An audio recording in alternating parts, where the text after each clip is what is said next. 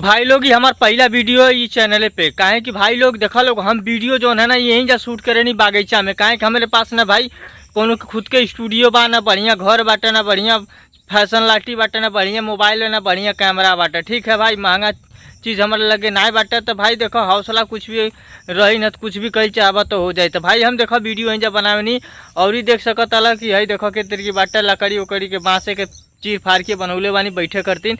और यहीं जा जो है कि अपन वीडियो शूट करब, दिन भर यहीं जा रहब, अपन वीडियो एडिटिंग करब, वीडियो थंबनेल बनाए और उसके बाद बना के भाई जो है ना कि हम अपने घरे जानी।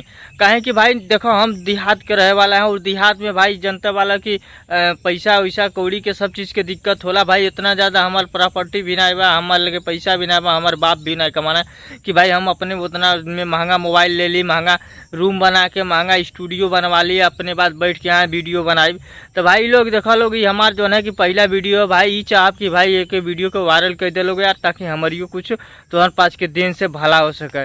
प्लीज़ भाई सपोर्ट जरूर करो लोग। काहे कि बहुत ज़्यादा दिन से हम मेहनत करते नहीं भाई, आज तक ले हम सफलता हासिल ना कैले बन, लेकिन हमारे भाई हमारे दोस्त तो तू लोग चाहबा तो एक दिन में सफलता हासिल हो जाए। बस वीडियो के थोड़ा वॉच टाइम वॉच कैले लोग, ताकि वीडियो ही वायरल में चल जाए। ये ज़्यादा ना 1 मिलियन वीडियो पहुँचा दे लोग भाई, बहुत ही मेहरबानी रही तुम्हारे पास से। और ये जो तुम्हारे पास के सपोर्ट हम जीवन भर ना भूलो।